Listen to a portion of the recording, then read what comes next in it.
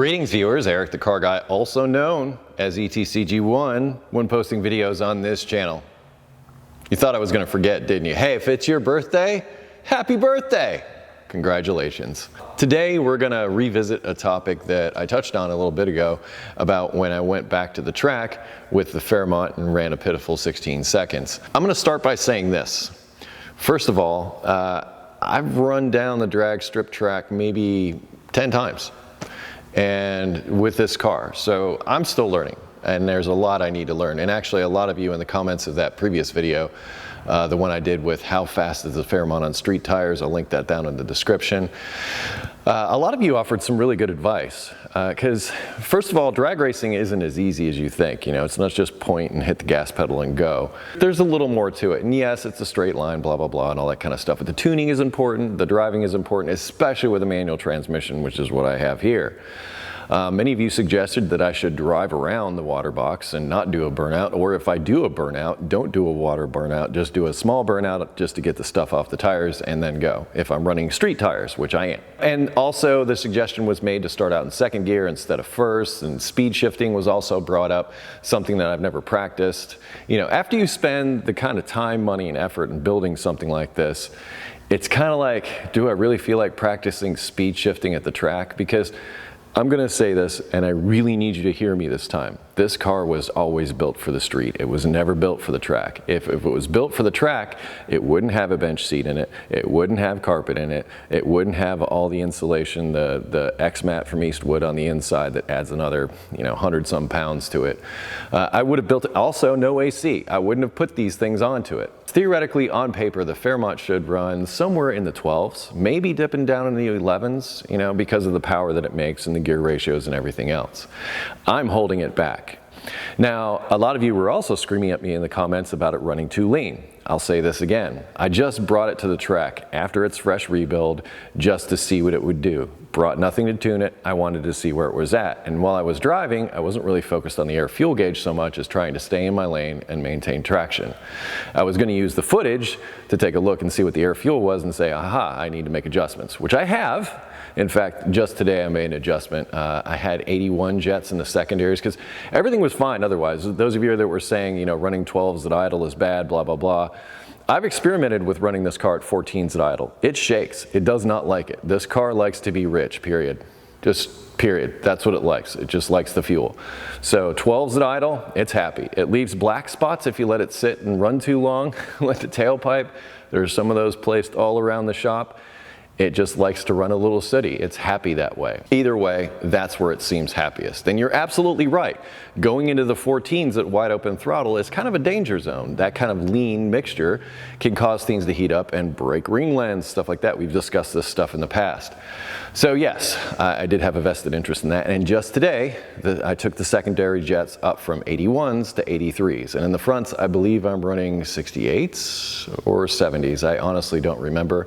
It's been a while because I feel like I've got the primaries dialed in. Cruising down the road, down the highway, it's somewhere in the 12s, kissing 13s sometimes when you're cruising down the road at 70-some miles an hour. But the real reason you tuned into this video is you wanted to find out why on that third run I got almost to the end of the track and it died out.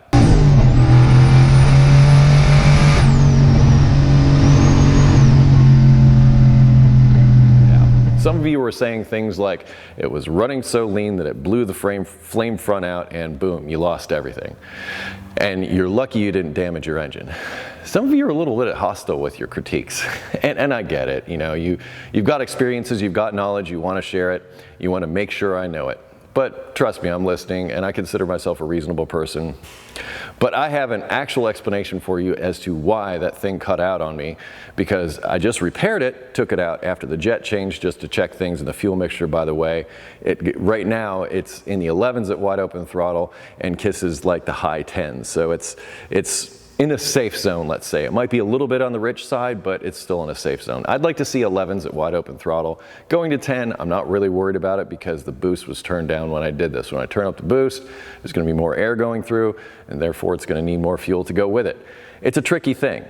Like I said, I made this car to drive on the street and be basically a jerk to BMW owners. Anyway, you want to know what it was that caused the Fairmont to die out down at the end of the track. Let's get to that right now. There it is. You see it? Focus. The hose came right off. And one of the things I noticed was the turbo was louder. And I'm like, what? So it was getting no boost whatsoever. And that happened suddenly. So suddenly it lost boost, it lost air coming into the engine, and it died out momentarily because it was a manual transmission. It kind of started up back again.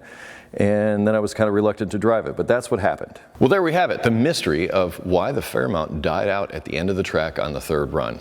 Hose popped off, lost all boost. Then it came back. So the symptoms were the turbo was much louder. I could hear it. It sounded like, you know, those diesels that you're up next to. I could really hear the turbo. And as I said, I thought the wastegate was stuck open, but no, that hose just popped right off.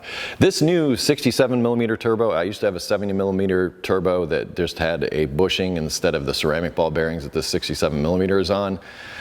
This new turbo is way different than the other turbo. So if any takeaway that you have here, know that the good quality turbos, ceramic ball bearings, act very differently than the other type. Not that the other type are bad, but if you're looking for an upgrade, it's an upgrade. I can honestly say that. The car is different all across the board, including to the point where it's blowing this hose off.